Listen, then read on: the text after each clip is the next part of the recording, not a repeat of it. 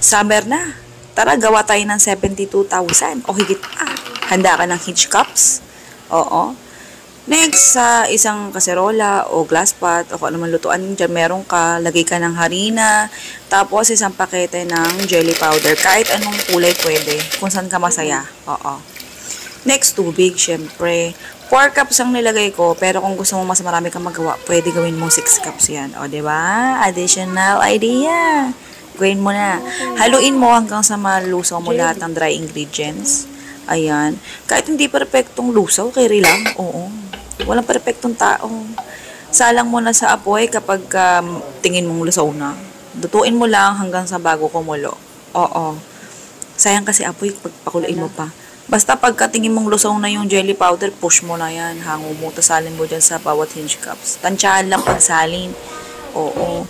Habang pinapatigas natin at hintay natin mamuo yung jelly powder, ayan, naglagay tayo ng 250 ml na all-purpose cream na hindi man lang namuo sa rep.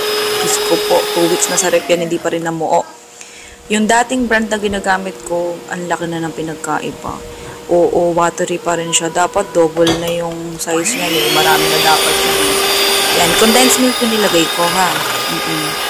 Ayan, sad to say, medyo perfect yung mixture ko dito sa ice cream mixture na ito. Oo.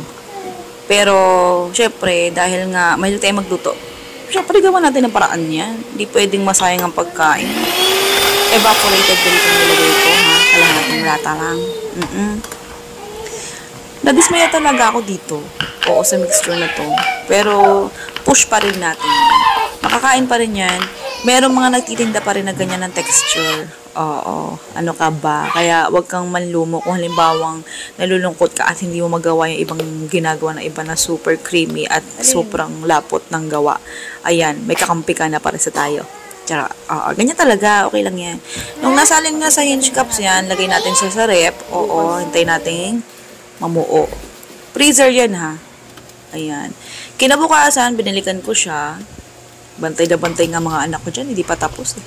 Oo. Yan, buksan natin. Ganyan yung itsura niya. Carry lang yan. Soft pa rin ang texture ng pag kinain. Oo, yun nga lang mas solid. Pero soft pa rin pag kinain.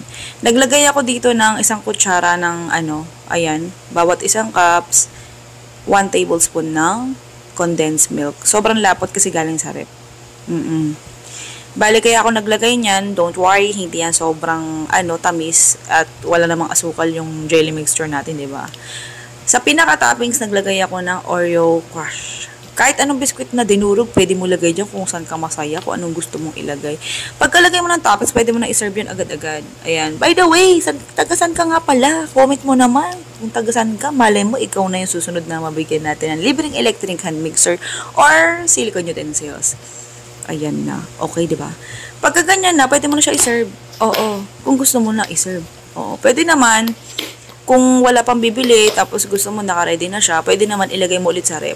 Sa chiller na lang, para medyo mag-soak na yung jelly mo. Kasi sa panahon na to, pag nilagay mo yung toppings, oo, nag-yellow talaga yung jelly. Natural lang yan. Huwag kang kabahan. Makakain pa rin yan. Ito yung list na recipe natin. Jelly Oreo Float ang pangalan ng recipe natin. Sa costing, huwag mabigla. Ganyan talaga. Mahal na bilihin ngayon, eh. Hindi ko nilalagyan ng costing ko sa labor at saka sa gas. Kasama na yan dyan, included na dyan. Oo, sige na, goodbye, good luck. Love you.